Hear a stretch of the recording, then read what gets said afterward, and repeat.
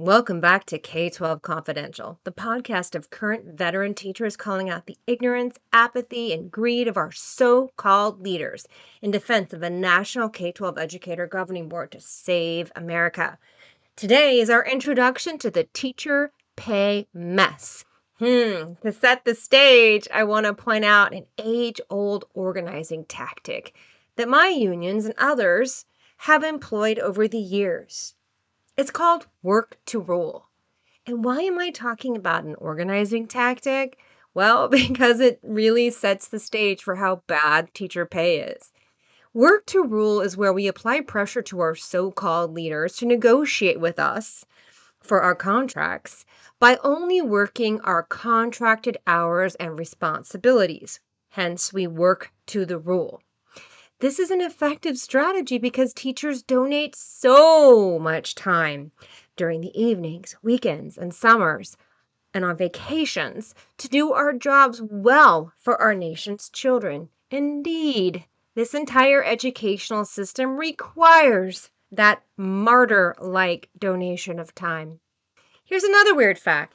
If we're required to take specific graduate courses for professional development after we've been hired, which is what we have to do to complete our god-awful induction programs here in California, and we can't afford to pay for those units, we can either take out more loans at a graduate level rate to pay for it, or if you're lucky, your district will pay for it for you, but the units don't get added to your step-in column.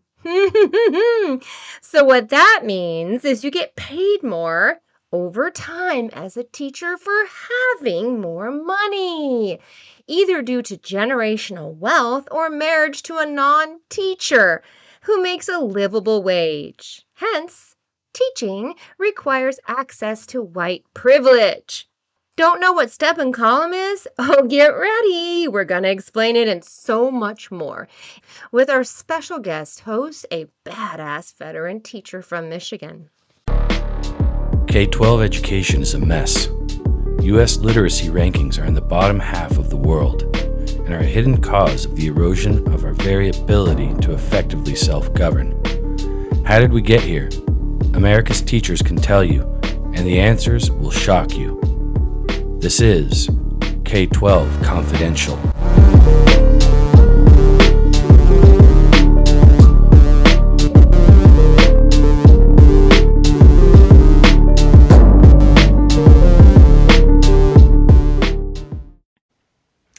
Welcome back to K-12 Confidential. Thank you for joining us today. I am joined by a new co-host, and she will be a guest who I will interview later. Her name is Melissa, and she's going to introduce herself to you, and she's going to be asking all the questions today. Take it away, Melissa. Okay, thank you, Trina. I'm Melissa. I live about an hour north of Detroit, and I've been teaching. I started my teaching career about 25 years ago. I did have some time off raising children. I did not start, teaching was a second career for me as well. I started actually in theater and then quickly learned I needed theater because it's so my original degree was theater and English, and then I went back and did a graduate program at the University of Michigan, Ann Arbor. And what was really fantastic about that program is that it was completely centered on urban education. It was fabulous. It was really good training, but what I learned is nothing really, really prepares you for that first year of your. Nope, it's on So the yeah, job. I'm certified in elementary education. I also can teach English through middle school. After doing my student teaching in Detroit, I went just a little bit north of Detroit, and I loved that. I loved the community there. It was a really rich, diverse community. Did that for several years, and that's when I had my kids and took a bit of time off. I should mention that just in terms of perspective on teaching, prior to my graduate program at the University of Michigan, I taught for a year in Kyoto, Japan. So I taught ESL. That was it. And currently I teach at a small independent school that's literally like located in the woods. It's really just a sweet little pre-K to 8. So you've done urban, suburban, and rural? Yeah, pretty much. Yeah. Oh, look at you. Yeah. You have Yeah. all the Oh, and perspectives.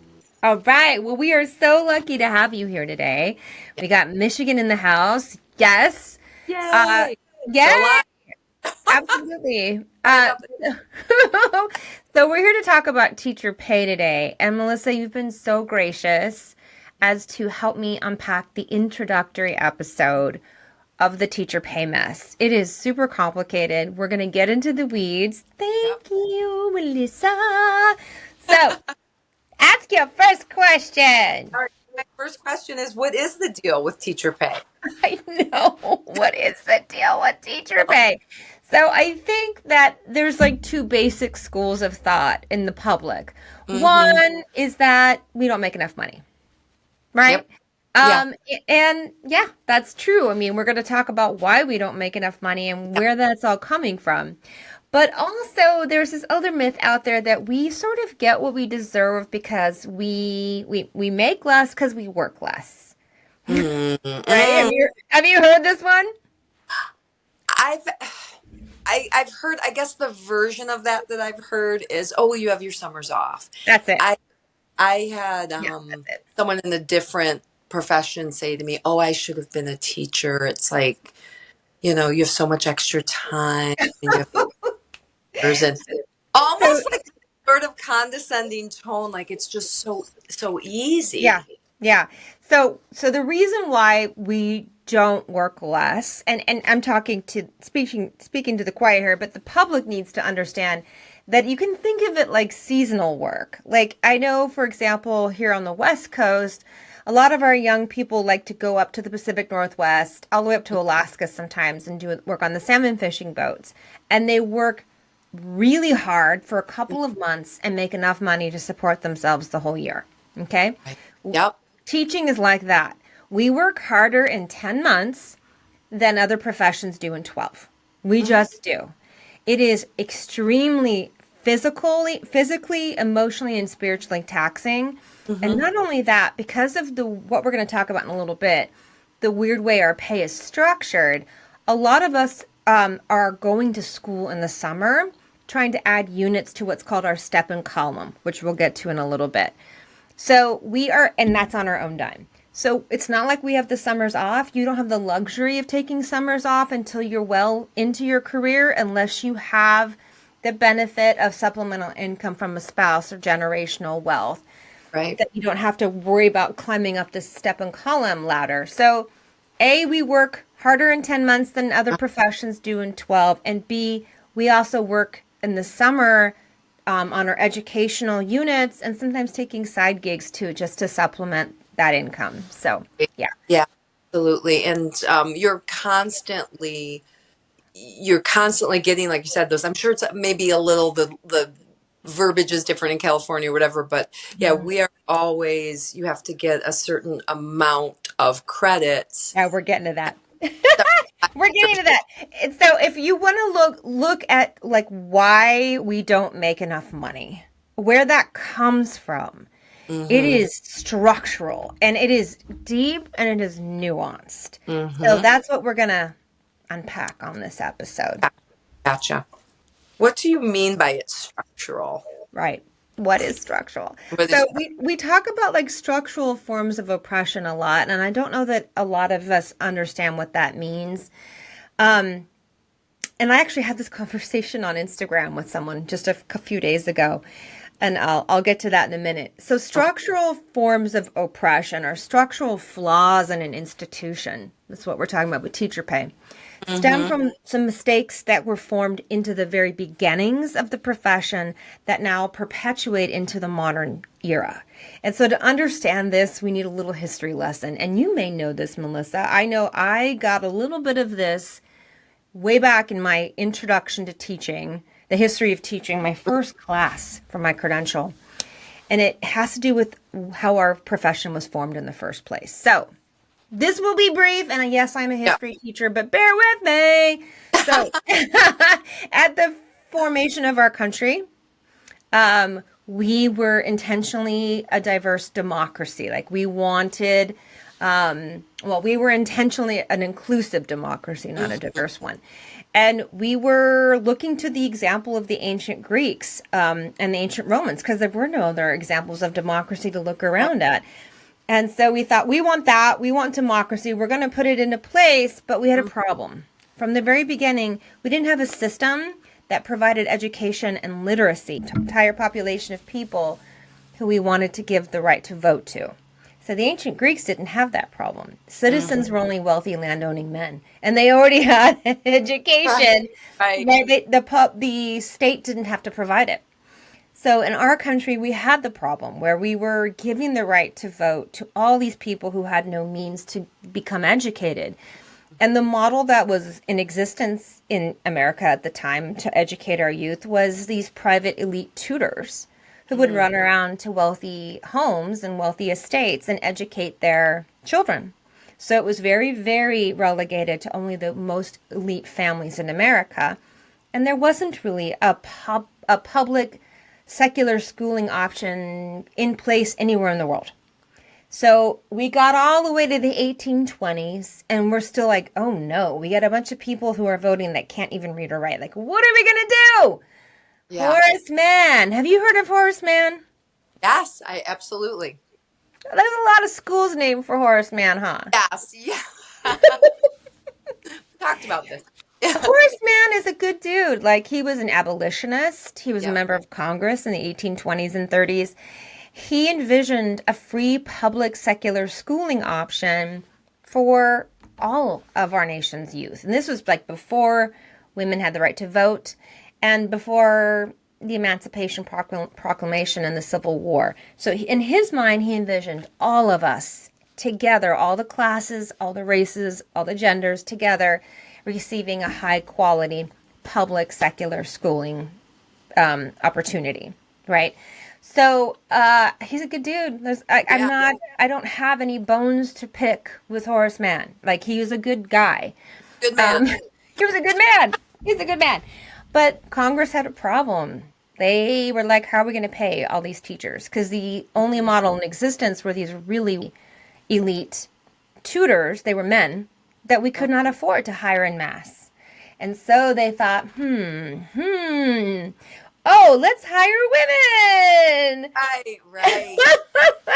Let's hire women and we can, and this is written down. This is historical fact. We'll pay them a third of the salary that we would otherwise pay a man. That was written down. And sexism was so the air that we breathe, and it still is today, but back then even more so that no one even thought that that was sexist. This is Like essentially 100 years ago. yeah, Yeah. yeah. But Yeah. so the problem was women could not vote, own property, or sign contracts back then.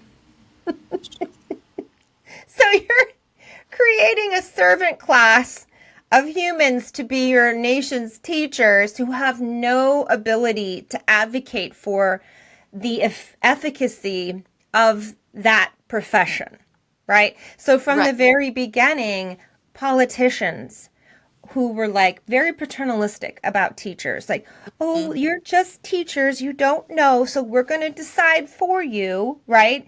Right. And yeah, and we're just going to pay you the third of the salary of men. And so that required it required a lot of bad ideas to be in place that were in place for some people, but not for everyone. Like Right. you needed to have access to either generational wealth or be Hmm. married to a man who could supplement your income because it was never thought that a teacher's salary would support a family. That was just never the thought.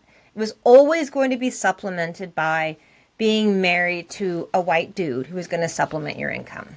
That's really interesting because with inflation and cost of living, that's pretty much true today. Isn't it? Not necessarily like a white man. I think we've changed a little bit. Like your person supplementing it, it could be, your partner or whatever. But Mm-hmm. if you're on your own, you are having a side gig, and if you're, and if not, you have to have a partner. It's not a living wage. You need to have a partner like if your intention is to have that American dream, which is to own a home, take Mm-hmm. modest I mean, I remember this is what I was promised by my introduction into teaching professor. She was a boomer.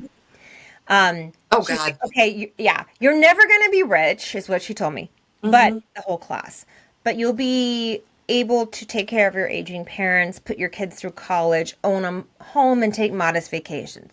None of that is true anymore. The key word is boomer. Yeah, Boomers had a totally different experience than we yeah, did. they did. And we're going to be interviewing an expert economist. She's a labor economist. Her name is Dr. Sylvia Allegretto, and she's written a lot of articles about something called the teacher pay penalty, which talks about how we've been earning less and less real income over the last 30 years. So the experience of a boomer teacher is very different from the Mm-hmm. experience of a Gen X or Yeah. millennial teacher, and why the Gen Zers are not entering our profession, and why millennials didn't enter our profession either, why we have such a shortage.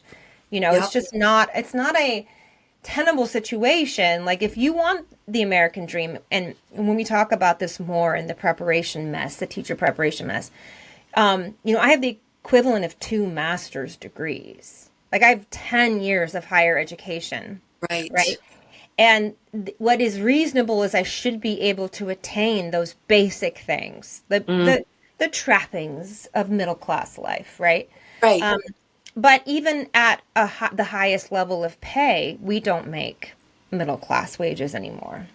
Yeah. Um, and so we're going to talk about.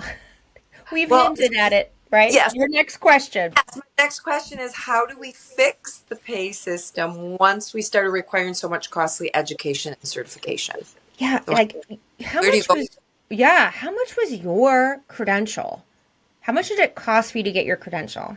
Well, yeah, and it's interesting. This is just a little something I've noticed that Mhm. in California you call it a credential, and it is a credential, but we just call it a certificate, like your I teaching know certificate, it your varies from thank certification. you, well, it So varies so much because I've been yeah, talking to teachers for the podcast for like the last 2 years. It is wildly different from place to place. every place calls it something different. We call it a certification. So my certification, because it was rolled into that master's, and it was $30,000. Yeah. Mine was Yeah. 50, Okay. and it's This was because like years ago too. yeah, this was a while ago too. Yeah. So mine was 50, and it's because what people don't understand is I think people think that teachers get like free. If you're willing to do the work, you can get the education for free. No, no, no. There's an entire world of people that have built their entire corporations around getting us to fork over our money for various things, Hmm. including our teachers. They're making a poop ton of money off of us, right? So Hmm. my credential was 50 grand, and it's because we're paying for a graduate level course. Right. We're not paying just undergraduate fees. We're paying, which we already had to do to get our undergraduate degree. Yeah. We're paying graduate level fees, which are a lot more expensive, right? And in my Exactly. situation, my loans were set to be canceled because they've matured for so long now and I've been Yeah. paying them down. Guess what? That program, poof, just vanished. So now my loans are in a state of flux. Um, Uh, yeah, wow. yeah, and people think that there's public service loan forgiveness programs. You have to be in a program, and they're hard to get into one. Follow all of the rules, and then work 10 years paying down your debt. So you wind up paying almost the entire original value of the loan, just to get it to the point where it will be canceled. And if you I look at my loan amount right now, it looks like I haven't, it looks like identical. But I've paid like 30 grand down on it. But it's still 50 grand, like, because of interest, right? So it is very, very expensive to get our credentials. And then there's a lot of other things we have to pay for. And it varies from state to state, but our exams are very expensive. And then moving up this salary schedule we're going to talk about is also very expensive. So, okay, so what do we do? We're paying teachers a third of the salary. Step and column was introduced. Mm. Woo, yay, we have step and column. People do not understand what step and column is, and teachers don't know that ours is the only profession in the nation that pays people out like this. The only one. I just want to let that sink in for a second and let you respond. No other profession does this to its professionals. Right. You're not, oh, this is your eighth year and you have a master's and and now this year and you have your PhD. Like it doesn't work. And we're the only one. We're the only one. So I'm going to try to explain it for our listeners and viewers, and you can help me if I'm not making it make sense. So imagine an X and Y axes table, right? Yep. And there are steps going along the X axis, right? And then going up the Y axis, there's steps for years and then for units. So when you start out teaching in most districts, for the most part, I've looked at a lot of step and column salary schedules. And what I've seen sort of across the board is they're not a third of the complete salary where you start. It's more like half now. So to be fair, to be balanced and unbiased in our conversation, it's half. You start at half a complete salary, and they don't use the term complete. I do, because I want to name the thing for what it is. You're starting off at half a salary. And so you have to, in my district and in a lot of other districts, you move over every 15 units to a next column that is bumps you up in pay. And then every few years or every year for a while, you get closer and closer to a complete salary. In a lot Wow. of districts, it takes 25 to 30 years. I haven't seen a district where it took less than 25 years to get Hurts. your complete salary. And starting out, right, you already have a master's or the equivalent of a master's for your credential. You need an additional master's level units. And in some districts, like I saw in Vegas, Las Vegas, you need to get another additional PhD level units to top out to make a complete salary. And so for most of your career, you're barely scraping by. You don't make enough money. You don't make this not quite middle class wage until you're like our age. You know, Yeah. you have to be in your 50s. Think about all the money you've missed out on as you've been going along the way. Like step and column is a joke. And there is a not teachers union, a nurses union here where I live in Northern California that went on strike. And Kaiser, I don't need to keep it a secret, it was Kaiser. Yeah. The nurses went on strike and management came back with a bullshit, I'll bleep that out, a bullshit step and column offer. The nurse, this is another female dominated Right. profession, right? So they looked at this and they went, what? Half of us we're all going to be starting out at half a salary and slowly building up? That's ludicrous. Who would Yeah. accept that? We have it. We have it. So I'm going to let you respond to that. Like when I call it an incomplete salary, is that revelatory to you, Melissa? That totally makes sense to me on so many levels. And again, it's a little different in Michigan. You can go through, I mean, you don't have to have a master's degree to start teaching in California, correct? It's okay. So this is one of the biggest problems in Okay. education. And there's another scholar that comes on a lot that I talk to. His name is Dr. Paul Bruno. He's at the University of Illinois at Chicago, actually. Okay. And he wrote a paper about the teacher shortage crisis, the only one where he attempted to quantify it across the country. And the Yeah. biggest problem is that the variability from district to district. There are 13,000 really autonomous kingdoms in education, K-12 education. You can't even really talk about all of Michigan or all of California because or even what's going on across an entire county, each district is its own little kingdom doing its own weird thing. Yeah. But to some extent, you can sort of generalize about what credential requirements are in California. So in California, you need a master's degree, the equivalent of a master's degree. You don't have to finish doing the thesis, Okay. but the amount of units you need is the same to start, Okay. just to start. Michigan, you can go through, like go to Michigan State and you get your 4-year degree and it is a teaching degree. You can start at a bachelor's level. And then what typically in Michigan, because you are required to continue your education, it's like 150, not credits, because the 150 credits is equivalent or the 150 units is equivalent to like 12 college credits. So you're constantly every 5 years having to do that. So you've either, a lot of younger teachers might not start out getting a bachelor's or master's degree. They may just do those classes and just get the units, and then at some point, oh, I'm going to get my master's. And so so the way our columns work, if you will, you start off like it's your very first year, your very first teaching job. You are like step one, year one, with bachelor's degree. Like Uh-huh. for me, I came out of a master's program. My first year of teaching, I did make more than someone with a bachelor's degree because we were both year one, but I was in the master's column and they were in the bachelor's column. And so very similar to what you described, it Yep. does move up. It's the Like, same. It's the but same. end of the day, it's so low. It's so like if you look at, you have to 25, 30 years. And I think if you're the highest districts in Michigan, if you've done, I'm not going to say PhD, but let's say you've done your master's and you've put in 25 plus years, 90,000, you would Yeah. not, you've hit, I think maybe the high 80s at the height, and if you have a PhD and you're a principal, that's something that's different. But teachers, so what you said about it's a portion of a salary, that's exactly right. There's some Mm-hmm.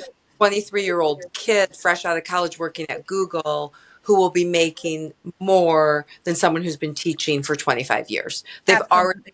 They've already hit like a living salary, a full salary. Mm-hmm. And I know that left, when I left teaching to have children and I took 15 years off, 15 years, when I went back, my salary was only $4,000 more per year than it Oh was. my God, that is so painful. That is It so painful. is painful. And I have to even add that when I first went back, before I had a classroom, because I was kind of like, it doesn't matter, the University of Michigan is supposedly a pretty impressive university, not for teachers. The thing for me trying to even get back in this profession after taking time off, it was not very welcoming. It's like, oh, you've been out of the classroom and you're not up to date on Lucy Calkins, which, by the way, I don't know if this is across the board, elementary through, they have these like programs that people just jump on that becomes the Bible for X amount of years. And then at Oh, some point, sister, we are gonna dish about Lucy Calkins. so anyway, it was really hard to even just get back in. I had a year where before I had a classroom, I did an interventionist job and it wasn't even a full salary. And without exaggeration, I could have made more money delivering pizzas Yep. than doing specialized work. It was reading instruction, highly specialized, but it was ridiculously low pay. Yeah, I mean, reading interventionists is like, I mean, teaching reading to our Hmm. nation's first and second graders is the most sacred trust that we hold as teachers. It's the thing that everyone should be able to take for granted that we know what we're doing and we have the self-possession to advocate for the needs of our students and really call the shots there. And we are failing miserably at that Hmm. task. And at the center of that failure is the fact that teachers don't get to lead anything in teaching. And it goes all the way back to that structural problem we talked about, where this profession was founded for women when we could not vote, right? Own property or sign contracts. When literally having a uterus was pathologized as some kind of a medical problem. You know what I mean? I don't want to be like that bleeding heart Yeah. feminist and everybody's going to roll their eyes, but it is what it is. And that's what we're left with. Whether you're a man or a woman in K-12 teaching today, you're suffering equally at the brunt of that structural flaw that we're resting all of the crappy things we're doing in K-12 on top of. Yeah, that's it's interesting, how you brought up the history earlier because of the country and trying to figure it out. I'd love to look into history in places like Sweden where they are just nailing education. They are nailing it. and it's a structural built-in thing. So I Mhm. don't know the deep history of Sweden. I just know now that Scandinavia knows what they're doing. And I think a lot of it centers around how we value education. 100%. How do we value our educators and the actual act of educating our children? And it sounds like you said Horace, he had it together, but somehow that was, I guess, a great idea that didn't really transfer. And part of it is because of lack of respect for the people that you are having do the job. You have Yeah, this I great, mean, we're not seen as leaders of anything. right? We don't get to call any of the shots, and that is becoming worse. One of the trends I've noticed talking to teachers across the country, and I did do a fellowship through iCivics recently where I got to talk to a lot of teachers across the country. But then for this podcast, the attack on our autonomy is legit. And it has to do with some of the like corporate greed of big textbook coming Mm-hmm. for the creative and intelligent work that we've been hired to do. But it's also more insidious than that. I want to get back to the weird step and column for just a sec. Yeah, for So, sure. one of the problems of step and column is this thing called years of service. And I don't know if you have it in Michigan, but we have it here in California, and it's in other states too, where as you're moving through your years, getting ever inching painfully closer to a complete salary, you're doing so because of your years of service, right? So Right. you're year one, you're at this level, year two, year three. But if you need to move districts, which you should do, like you and I have both done this, we have a Mhm. tremendous insight about the profession because we've been in a varied settings. But when Yes. you do that, you're not given your years of service when you Yes. move to a new district. If you're Mhm. lucky, you may get three years of service. So say, for example, you have to move in your year 20. Forget Yeah. it. You're going back to a fraction of a complete salary, far back down on the pay scale. That is insane. And it keeps teachers tethered to districts when they would otherwise need to leave for their own personal needs. And it has this weird other effect where a lot of districts are intentionally getting rid of veteran teachers to save money. I've talked to teachers in Connecticut, and this has happened to me as well on the West Coast. I've talked to teachers here that have said the same thing, is they may have tenure there, but nobody gets it. Because before you have your tenure, which means you have job security, they let you go. It's called non-reelect, and they bring in the next newbie so that they can save a fortune on payroll because Mhm. they are making a tiny fraction of a salary. And who loses out? The kids, because you don't get good at this job until you're well into it. And Mhm. so that is some bullshit. I'm going to let you respond to that.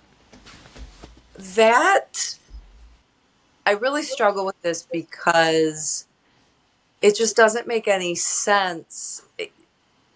At the end of the day, do we actually want an or the powers that be, do they want children to not be educated? Because really it's setting up, it's not a recipe for success, if I'll put it that way. No, and there's a reckoning going on right now. And we talk about this in the reading mess episodes, which you, as a first and second grade teacher, I would love to have you come on. I have Yeah, another expert, reading expert. This is something I'm very passionate about. yeah. They've been hiding our woeful literacy rates for decades. When I say they, I mean the CIA. I know that sounds so crazy, but the CIA puts out something called a World Fact Book every year, and they Hmm. publish the quality of life indicators for every country in the world. And one of those indicators is literacy rates. And Okay. I've been tracking it since about 2015, and they've never disclosed our literacy rates. And so I went on a, we're going to talk about this more later, Yeah. but they're finally being called to task. Like our literacy rates are so bad. We're in the bottom quartile of the world. And that's just not something that is public knowledge. And how do we get there? Why are we there? It's because of these problems where we're not centering expert knowledge. We're not centering the only experts. We are the only ones that know how to do this thing. And yet all the decisions are being thrown out into corporations, big textbook politicians. Right now in my state of California, our governor, Gavin Newsom, just had to step in and make an edict and some big money allocation for explicit instruction in phonics. Why is the governor of our state having to do that? Why? Because the teachers, the people who know best, who could have fixed this and course corrected a long time ago, don't have any power to do so. And the thing is that there's a lot of problems with K-12 governance, but there's a lot of box ticking and a lot of shuffling of papers and kicking the can. And all of the people like school board members, superintendents, none of them know what the proper metrics are. And no one's looking at the data they have with like true fidelity and authenticity and really Yeah. understanding what they're seeing. They don't know. They're ignorant. And then they're also very arrogant, which is a very toxic combination. Absolutely. And I do one thing though that is coming to mind as we're talking about this. I think there's a huge glaring issue with, as you said earlier, there's like all these different like entities from district to district, from state to state. Mm-hmm. And that's really true because I do see districts that, for lack of a better word, their students are pretty successful. Those are in certain zip codes in wealthy districts. So it's Oh, yeah, almost absolutely. back in the days of, when they had the private tutors for the wealthy kids, they were well educated. And, oh, what are we going to do for the rest of the country? And, there are, again, I think you can really get in there. I'm not completely pleased with public education in general. Like there's some things that need work. I don't care if you're in the wealthiest district. I think it's not like there's zero issues. However, there's they have textbooks, they have supplies and technology that they need, they have buildings that are structurally sound, they have transportation that they need, like all the elements to make an environment that will really nurture the children's education. And then you can be, 10 minutes down the road in another zip code and you have none of those things. And that's And very, yeah, that's that's very much. Mm-hmm. a very problem. And the inequity, it's it's kind of in that healthcare education category. There should never be a question to what is available to you education based on the zip code that you live in. That's just, And there totally is. And there absolutely is. So so we're going to keep talking about teacher pay. yes, yeah, Yeah. So when we bring on Dr. Sylvia Allegretto, we're going to talk about what's happened to teacher pay over the past 30 years. And she's going to go into much greater detail about it with you. She's a labor economist. okay, But what I can say right now is that there have been austerity measures, really, from my perspective as a Gen Xer, since the Great Recession. So what I remember is, and I haven't been teaching as long as my husband. So my husband's okay, at year 25. So he was before the Great Recession. We used to get automatic raises for inflation. Cost of living would go up. We got an automatic raise. It wasn't this terrible onerous thing where our union had to bargain tooth and nail just to get a tiny portion or a fraction of inflation. It was given to us and we got our retro pay. And it's important that teachers' salaries get that because they're living right at the boundaries of being able to meaningfully provide for their families and yeah, themselves, right?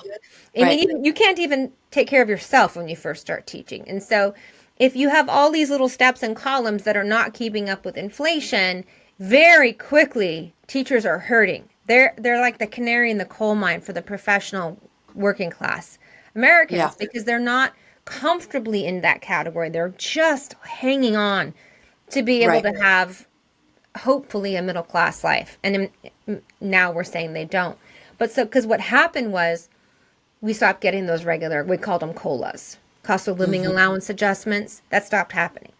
And so now, like for example, in my state, our unions are bargaining for these raises, maybe they get as much as 10% because we had a horrible inflation period recently. But what we would really need to Mm-hmm. be earning the same amount that teachers were earning in the 80s, no joke, 35% raises. Everyone would need that much of a raise just to be earning what we were earning 30, Mm-hmm. 40 years ago. That completely computes.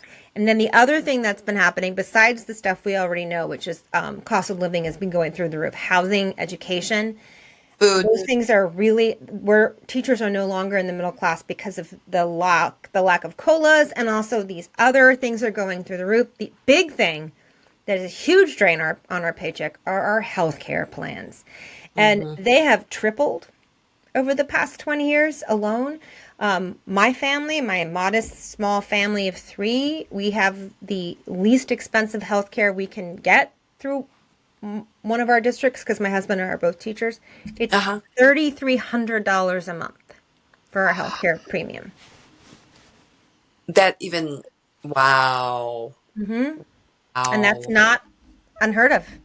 That That even is not unheard of. shocks me. Like, I mean, that's about now, is that with having that, is the coverage good? Like, is it good? That's a lot of money. So I hope the It's coverage once you it's have. Kaiser.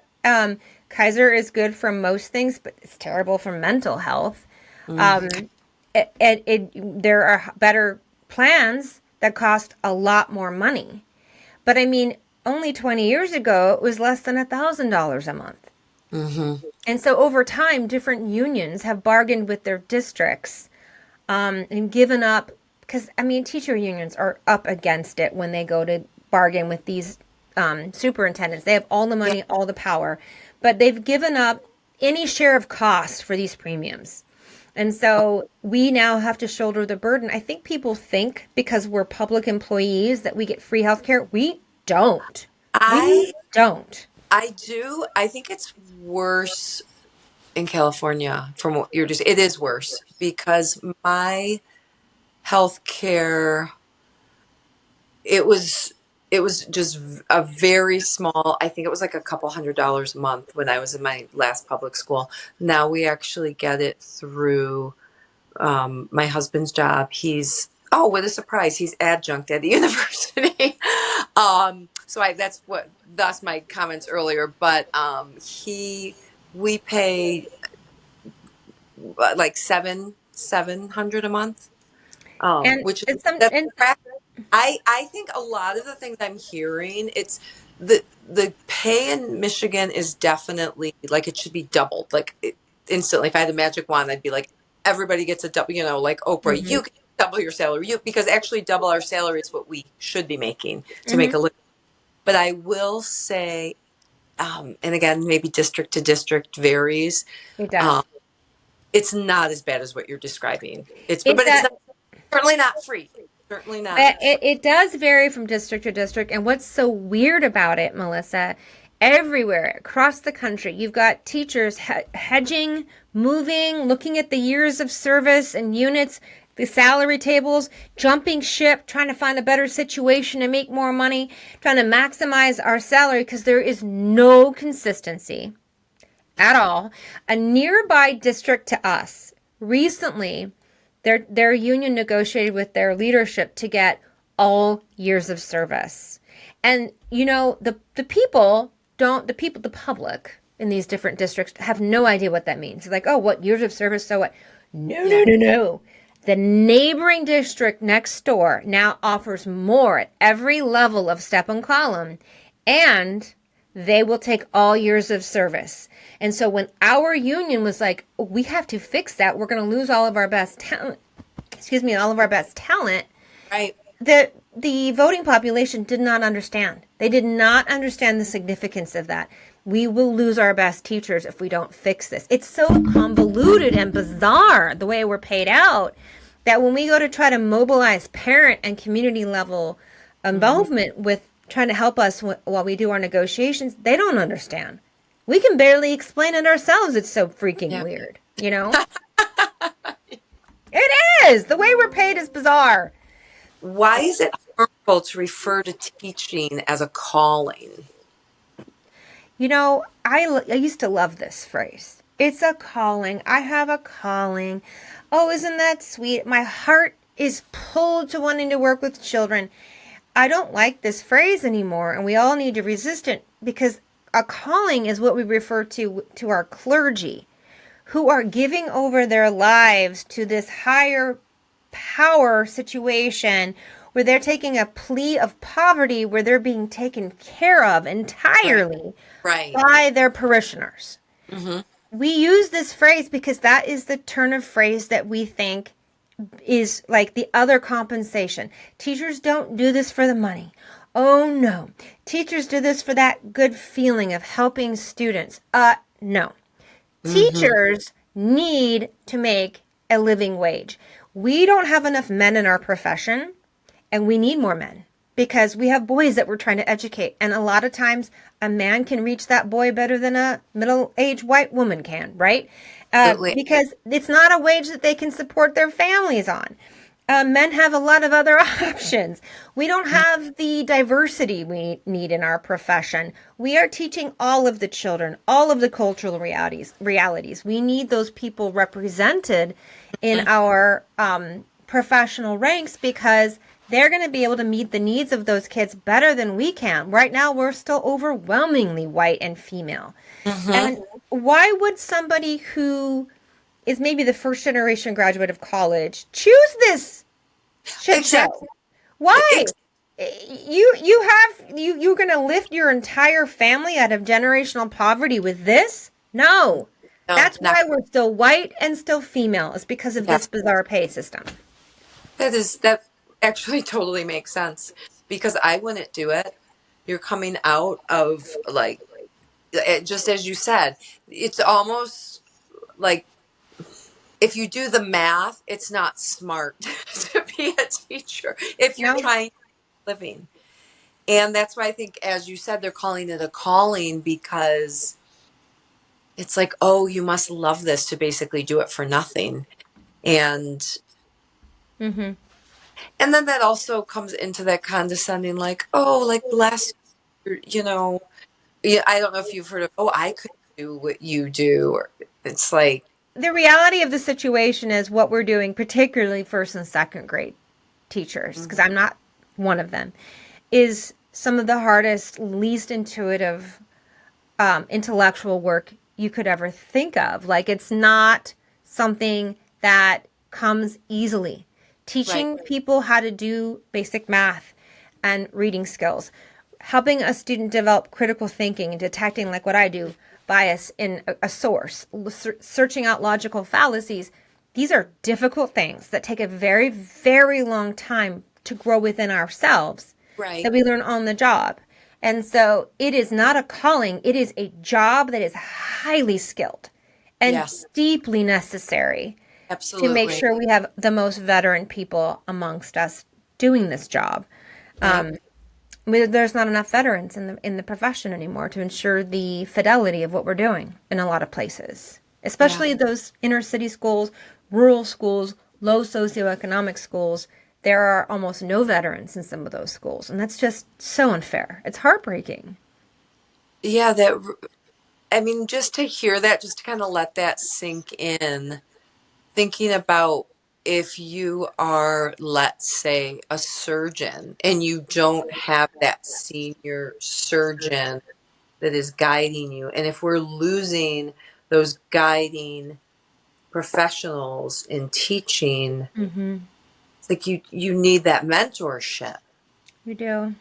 as you develop, and it's really, I think there's just with the pandemic, there's been so much that has changed education.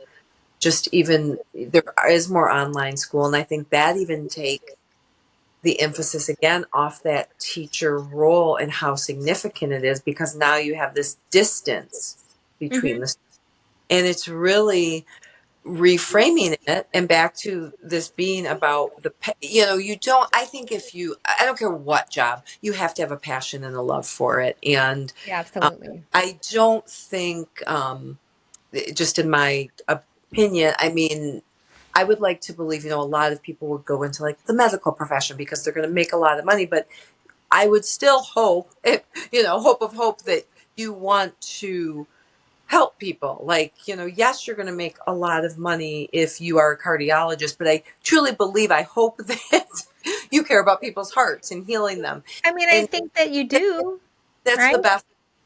But it's like, it's also nice to know there's like a level of respect that comes with paying someone a living wage. And Mhm. when I taught in Japan, a teacher in Japan is a sensei and a doctor is a sensei. It's like the way they view a teacher in Japan is viewed the same as a doctor. It is it's just interesting. Again, it comes down to those views of what we do and the value of what we do, and somehow, value equals payment. It's not valued as it should be. Because it's women's work here in the United States, and we're not good at talking about structural sexism. It's just not, even we're going to talk about this in the DEI mess.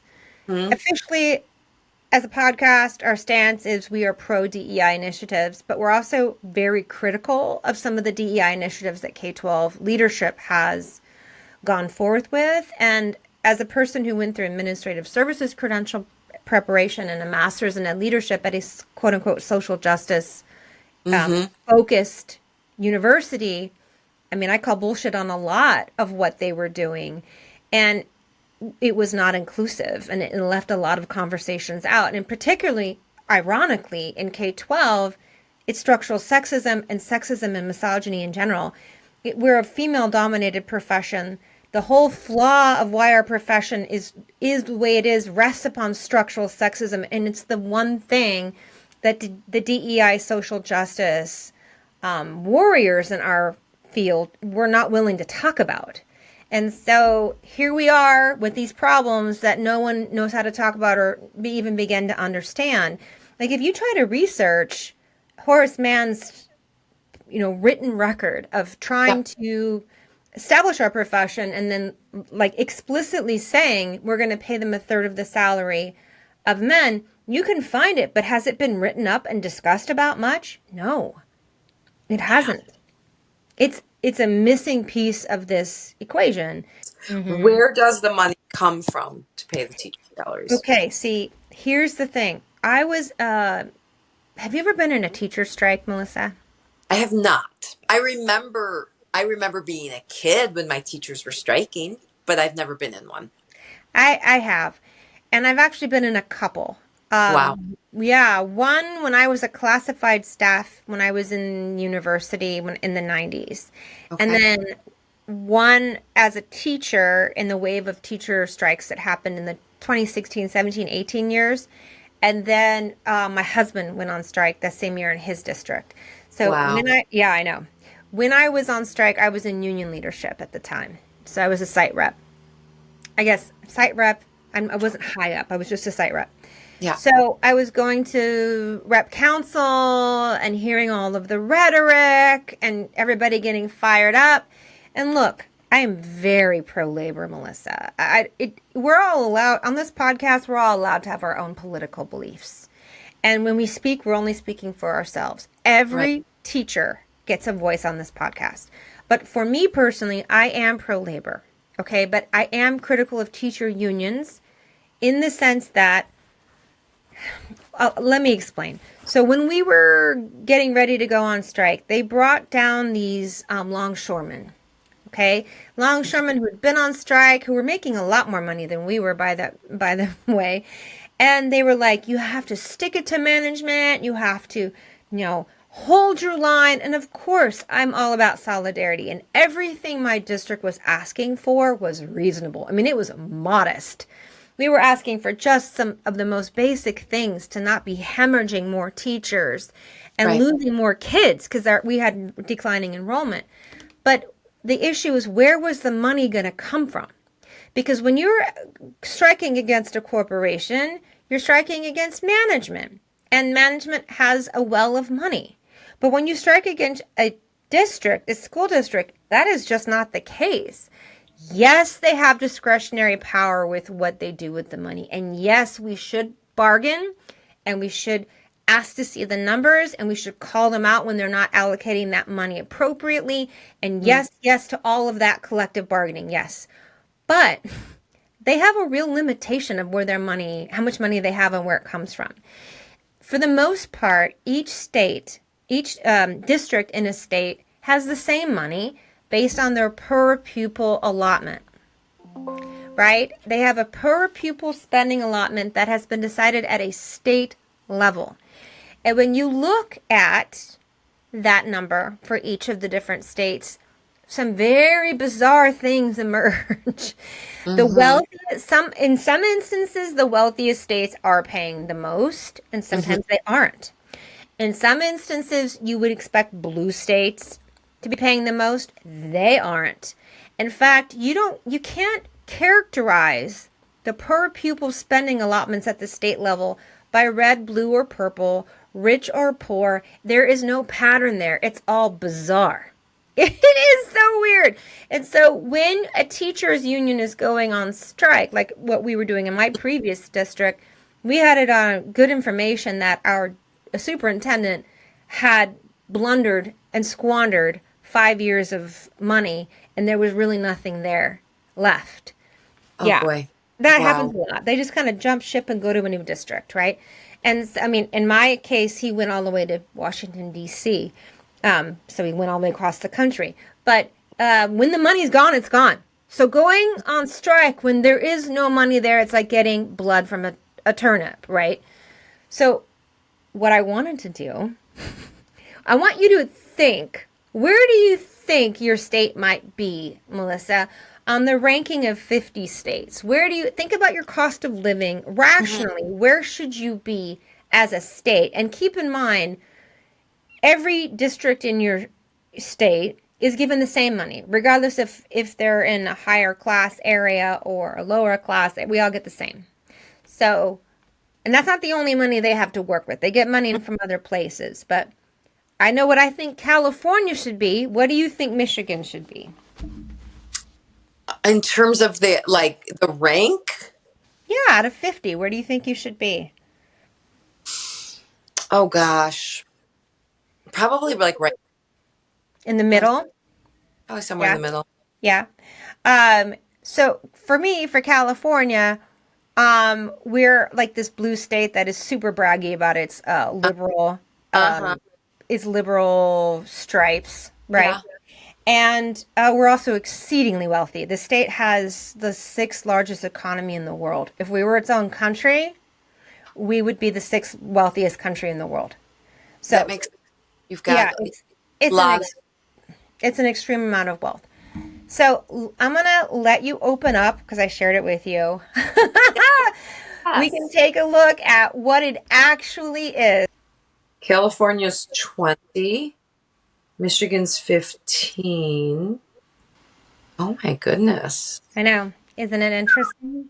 So now you're looking at this table that we've linked for our viewers and listeners. What are you seeing? I'm seeing very little spend in pretty much like the whole country, but what I'm really noticing is that the East Coast Yeah. is where they're really investing in their students. That's where I am seeing the money. And Well, I'm seeing of like no surprise, like in the southwest, it's the lowest. and yeah, and I mean, what I love about this table, because I've looked at a bunch of tables over the Yeah. years to try to get at how to best understand where we're spending, how each state kind of measures up. Mm-hmm. It lists the actual dollar amount in order. So, of course, top is New York. And by the way, it's been New York for a very long time, right? New York is Mm-hmm. spending $33,000 Per a year pupil. per pupil, right? But and the bottom is Idaho at Oh, $9,387 wow. according to the state. Okay, but what I needed to know was adjusted for cost of living, like because the United States, in the United States, when I looked at California, the way it measured up like 6 or 7 years ago, we Yeah. were spending the same as Nebraska. And so, what I like about this table is it's the percentage of taxpayer income in the state. Okay. So, if you look over to the far side, you can see that the highest percentage of taxpayer income, Alaska, has been a top spender for a very long time. They're Mm-hmm. actually 5.47%. That is a red state, Melissa. Yes, they're spending less than New York, but look at the percentage of taxpayer income. They are a high spender. So what I'm saying is red, blue, and purple doesn't really match up here. Doctor. It doesn't match up. And so I'm I'm just like I have to look at that more for a minute. isn't it amazing? Yeah. Wow. California, what a disappointment. Wow.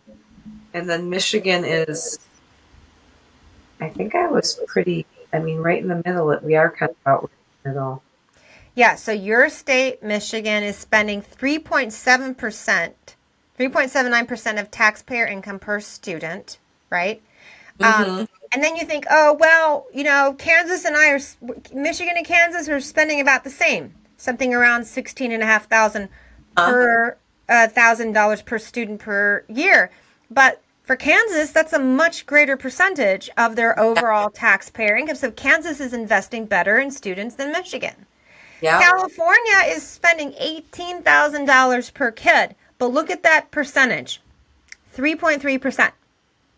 Right. Whereas you Yeah. look at like Alaska's like 5.5%. Mm-hmm. Mm-hmm. New These York. numbers, these numbers are woefully out of alignment with our stated values. They just are. Alaska is spending the most. So and they are a red state. So that's Mm, why I call baloney on some, and look, I'm not out to attack liberals. I'm a progressive through and sure. through. But if you say you're a liberal and you're living in one of these states that is spending this teeny fraction of a percentage on your students, you're out of alignment with your values. And that's what I say to California is we're way out of alignment with our stated values. Wow. Put up or shut up.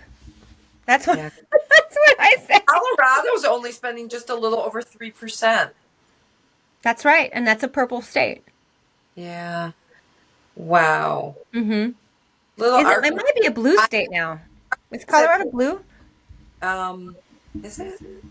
When we talk about how to fix teacher pay, and you and I will talk more about this later about what this K-12 educator governing board would do, but Mm-hmm. getting rid of step and column. Number one, teachers, maybe we start off at something slightly less than what we'll wind up at eventually, but not half.